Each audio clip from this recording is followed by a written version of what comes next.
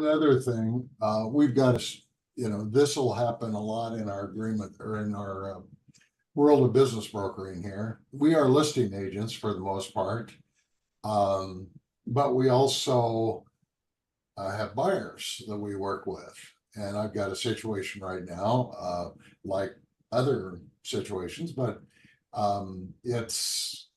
we're talking to the buyer. The seller actually gave us the buyer's name. So it's like there's we've done a little bit of adjustment to the compensation on this because of that, but we're fine with that. We didn't have to work very hard to get this buyer. But I think on our agreement on the PSA, we have to be careful because we're representing the seller. We can't represent the buyer, and we have to make it clear to the buyer that they have to get an attorney. So the purchase agreement, depending on how it's written, and depending on your state laws, because I don't know if Washington allows dual agency, but I know California does. So it does. Very often in business brokers, probably 90% of the time, it's arguable that the listing agent is a dual agent anyways, because when you're marketing a business, all the buyers are coming to you. You're the one interfacing with them. You're the one providing them with information. You're the one helping them put together their LOI or their offer. So it's very arguable that you're a dual agent unless you have them sign or implied, unless you have them sign something you may not need them to sign something. I think the ruling that came down with National Association of Realtors has kind of changed the way that certain agency law is looked at. And so in the past, because the listing agent was always paying the selling agent, there was some type of an implied agency there. But I don't know. I mean, you do have to look at your state laws because your statutory code, I know that California's statutory code actually changed in, I think, 2019, where there's actually a code section that says that you are not considered to be an agent of the buyer simply because you've been providing information to the buyer. So without an actual written document, a buyer agency document, you're not necessarily implied to be the buyer. So the laws vary in different states, and I would just say that you're still going to have some arguments about that, but you can easily be considered to be a dual agent unless on your purchase agreement you put that the buyer is self-represented. Here's what my managing broker said for the state. He said, if you have a representation agreement signed by the buyer or a dual agency agreement signed by both the buyer and the seller, then you can fill out the EXP commercial for both the buyer and the seller, splitting the commission. So that was my question. How do we do the commission? And you could put your name one for one, and in our case we got two different brokers maybe involved. Alternatively, he said, which is the alternatively is the one I like better, because I don't have to get the agreement signed by the buyer and the dual, I think, or the seller.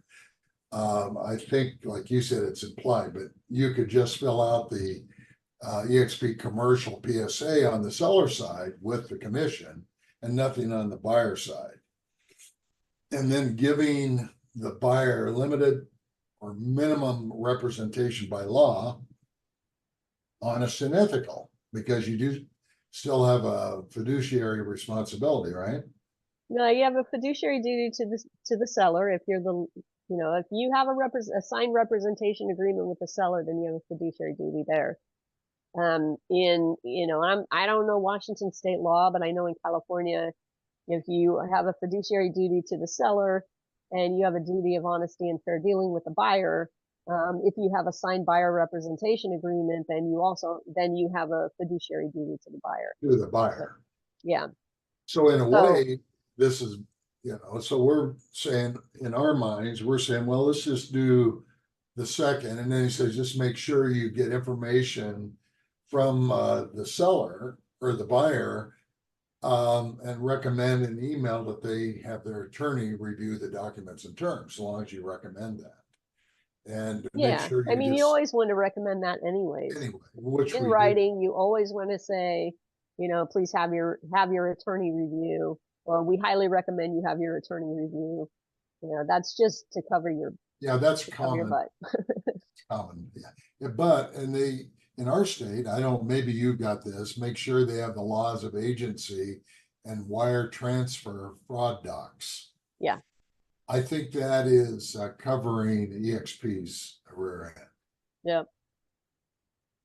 Yeah, it is. And and part of it is statutory, Yeah, right? The agency laws of agency in Yeah. Washington, here in California, they call it a agency disclosure. And so or a real estate agency disclosure. so every state probably has something similar. In Nevada, they call it duties owed or something like that. So yeah, I think a lot of states have it. The licensed states have it, the rest don't. So, you've got 17 states that require a license to sell real estate, the rest of them don't. So if there's no license required, then you certainly don't have to deal with any agency relationship disclosures or documents, right? Because Right. and you're not really bound by the statutory laws that are related to real estate. This is what blows up a deal at the end if you don't do some of these things. And I So think, right in the purchase agreement, it has a confirmation of agency. right, And so, and that's what I'm saying in the purchase agreement itself. If you haven't had any conversations prior to that, which you should have, but if you haven't, then it shows right in the purchase agreement. And for the seller, for the listing agent, you're putting down your brokerage firm and your name as the agent and your license numbers and so forth. For the agent for the buyer, you're either putting self-represented or you're putting your firm and your name and all of that. So, I think sometimes, I might, when we get to that stage, the buyer might be self-represented or not, because if the buyer was referred to me by another EXP agent, like an EXP residential agent, and then I need to make sure that I represent the buyer also, because I know that fee is going to be split because I have to pay referral fees on one or both sides. So that's, sometimes how I determine whether I'm just going to say the buyer is self-represented or they're not. If I procured the buyer and I don't have a referral fee going out on that, I might just say they're self-represented. But if I know I have a referral fee going out on that, and then I might even have a referral fee going out on the seller as well. So then I have to keep that division because of, in order to make sure that the referral fees get paid correctly. Right. In the way that Sky Slope and all that. And some of this stuff is EXP. So sorry for those of you who are not EXP. It's kind of internal back office stuff. That's a good point though, EXP, and why you would, you'd sign up with EXP. And that's for the insurance. You've got to have E&O insurance. And that's why. Well, you'd be surprised how many don't. I mean, I remember when I first got into this, all the franchisors were basically telling us as business brokers and as franchisees, do not get E&O insurance. It puts a target on your back. That's what they were telling us. And it was like, are you insane? I mean, Especially, you know, I guess in some states that might fly, but California is so litigious. It's like you need E&O. If you don't have it, you're a fool. Or you have no assets to protect, and that's okay. You know, if your judgment, you know, if you're pretty much judgment proof anyways because you have no assets, well then great. Then who cares? I would just have this one experience that I would explain, tell you about. I had Yeah. a national trucking company, and whatever our limits were, that's what we get sued for. So yeah, it's true that if you've got insurance, you know, people are going to find out if you have insurance or not, and they're going to look at your limits and maybe sue you for that. That is, but it was also a law that we had to have insurance, right? So we could not have insurance. Yeah. But I'm just saying, if you have a choice of having insurance or not having insurance, yeah, be the judge of that. I'm of the opinion you better have insurance. Or, you know, people sue people for stupid things, and we deal with a very emotional crowd out there. So Yeah. I think it's a good idea to recognize that EXP insurance is valuable. It is. It costs $100 per transaction, which is nothing. So it's a great deal. Yeah, and you're right. I mean, it costs $435 to file a lawsuit, plus whatever the attorney fees are to draft it. But if you know, there's enough attorneys out there that'll take something on a contingency, and they'll draft a complaint, a minimal effort just to file something. I mean, there's even breach of contract forms that California Judicial Council puts out that'll take a whopping 10 minutes to put together with a filing fee of $435. And I'm telling you, I mean, I've talked to other business brokers at, you know, at IBBA, M&A Source conferences, and they did nothing wrong, and it still cost them $150,000 in legal fees to defend lawsuits.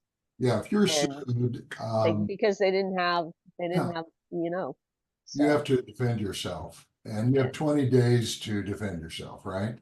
You owe me $1 30 million. days usually to file an answer, but Yeah, you have to respond within so many days, and that costs you money.